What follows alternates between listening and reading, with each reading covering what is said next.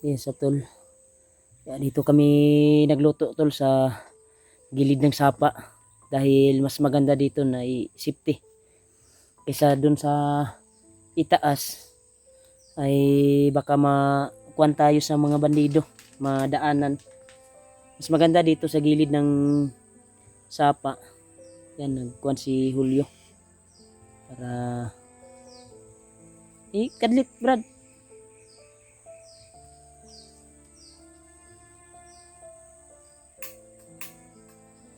Kuski gamay. Na. Yan. Nagkuan kami tol upang mainitan yung sikmura namin. May mga pagkain naman kami dyan na binili namin sa tindahan. Mga dilata at lakimi at kape. Magkape kami dito dahil sobrang lamig. Sobrang lakas ng ulan. Oh, nagpaana si Julio. Sinilas. Nagsanilas siya. Mas maganda dito na dito tayo magkuhan Brad. Dito tayo magkuhan talaga.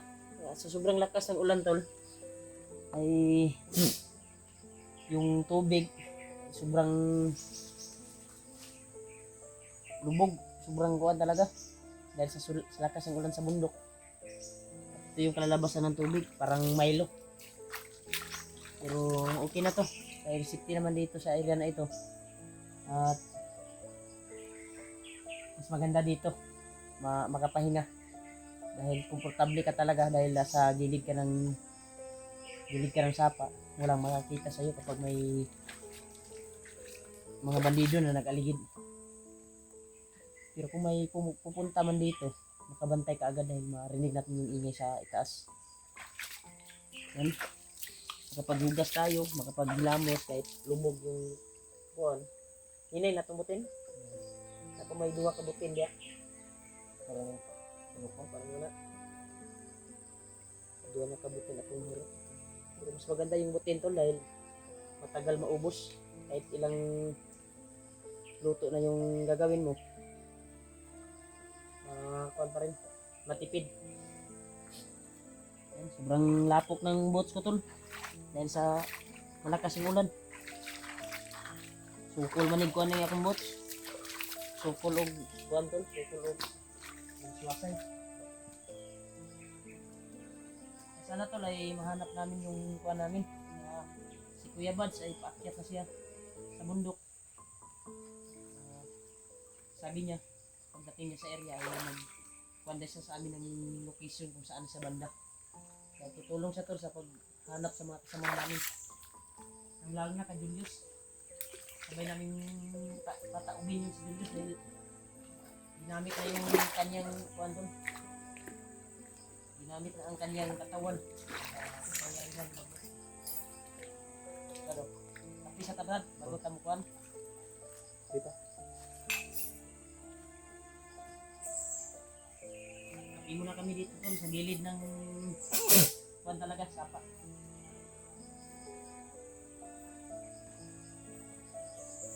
Lahat mo.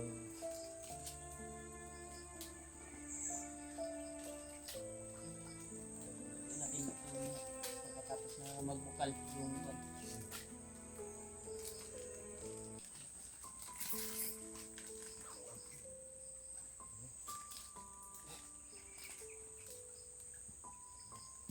Lain ako kapil bro.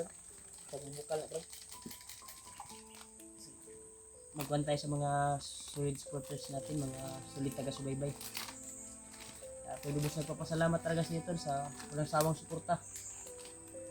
Palagi pa rin kayong nakaagapay.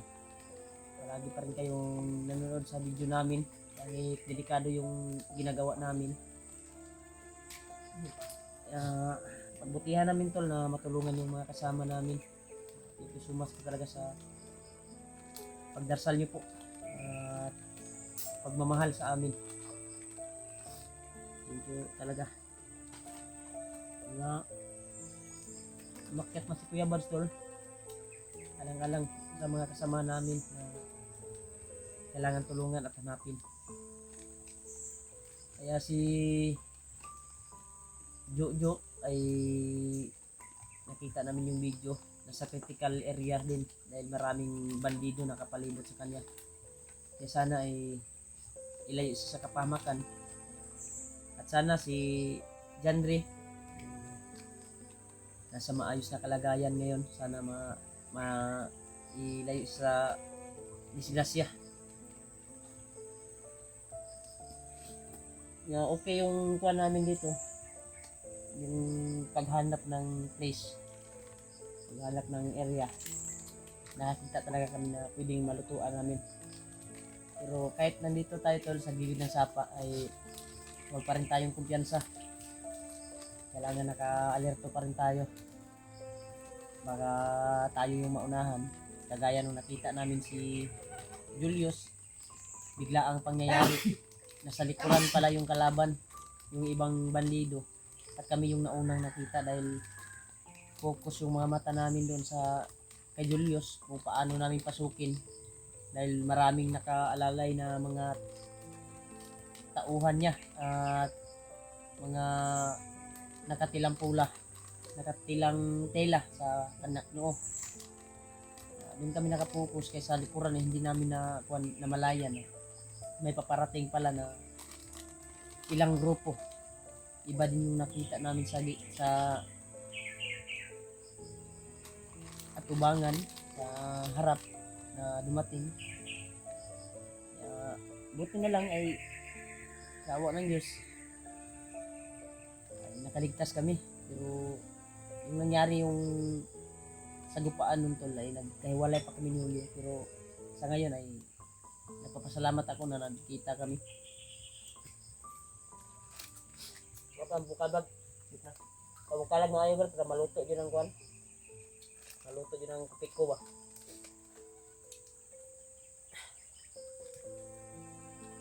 Dapat mo sa limbahaw diya nga kuan. Hindi lungag na to gabi eh. Nya lang na to nakanon. Tapi nga grad noodles para initan na to ang kuan kay tugnaw mo kay tol. Sobrang lutak ng kuan tol. Ano? Pagkaon sa bata.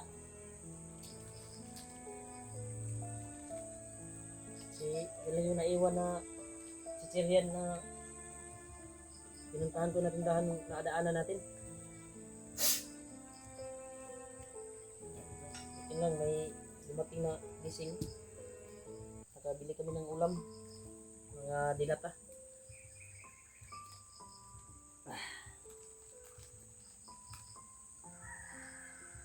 May mga kwantol, may mga ulam nito tol na huni ng mga manok. Pero napakahirap hulihin yan. Dahil kahit rinig lang ng kwantol pa ay makabantay ka agad yan. Pero huwag tayong kumpiyansa brad dahil may naririnig tayong ingay na parang nagsa-sounds dito.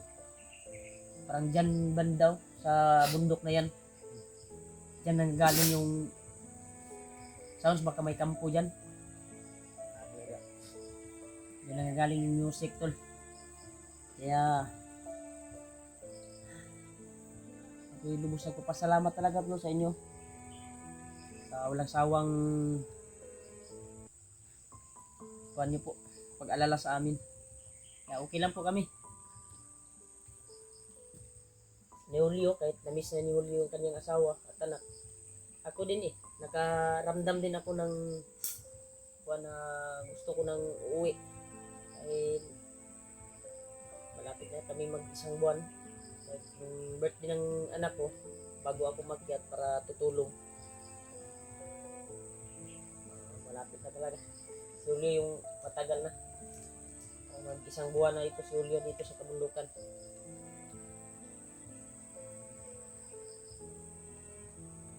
Tol, init na yung kuwan tol. Nainit na yung pas mo na yung bak. Puro gamit mo kamutol. Buhagi na na to tubig gamay bro. Ano? Ito na to. Tama na na? Ito. Nasa rin. Tol. Kopi. Tapos lakini. Para sa sikmura namin. Ganito ay laking tulong na to sa aming katawan. May mga prutas naman dito na pwede namin kainin. Pero iba talaga kapag kanin yung kakainin, yung katawan mo ay healthy at napakakuan talaga. Makakatulong din sa katawan. Yung para sa lakas ng katawan. Kape tayo tol. Masarap ang kopi dito tol sa kabundukan dahil po sa lamig at kuwan ng panahon dito, maulan dahil dito sa Pilipinas ay may bagyo talaga daw. May bagyo na paparating kaya palaging umuulan. At nung nakarang araw lumilindol eh. Ngayon.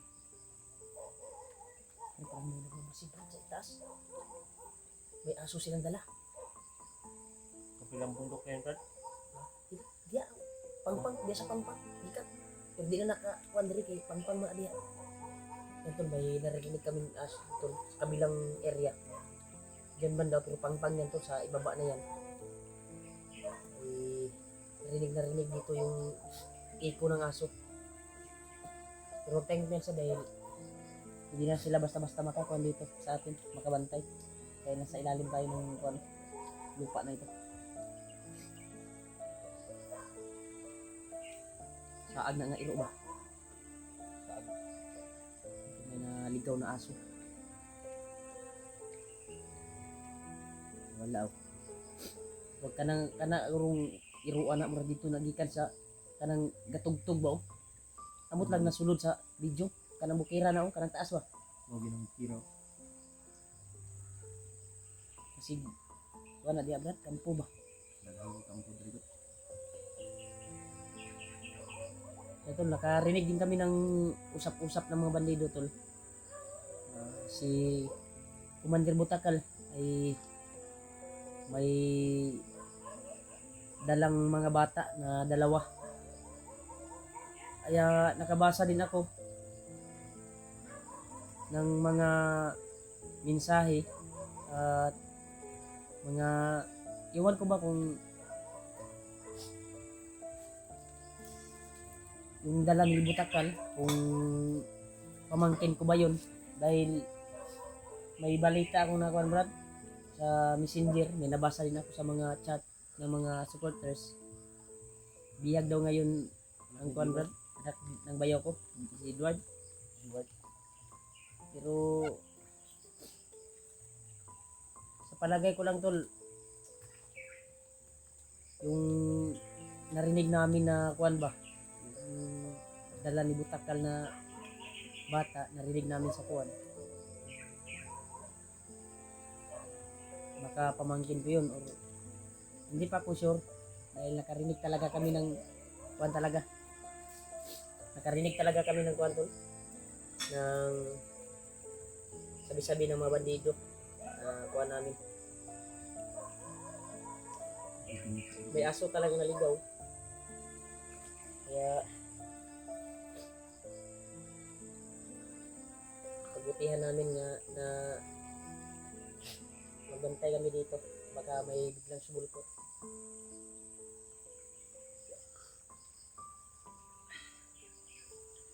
May dadaan na dito Brad pero makabantay tayo makatago tayo kagad. Kaya may subay sa kuan ba sila ni subay sa kuan pero di ko basta-basta lalo man sa paa ni ito na yan talangin mo katapos na magkape mo yun yung kapihin natin paano nga mo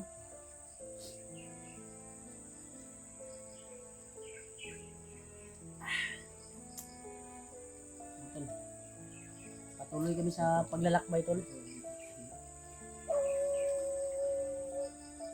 Iba talagang pakiramdam ko dito sa asim na to. Pagka dito yan patungo ba, may mga dalang may nagkuhan ba? May mabasin na mabandido. Walang yan sa taas ha.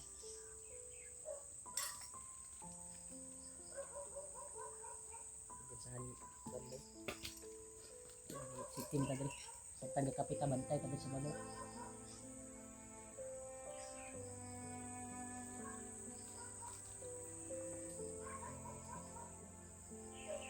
Delikado to, may aso to.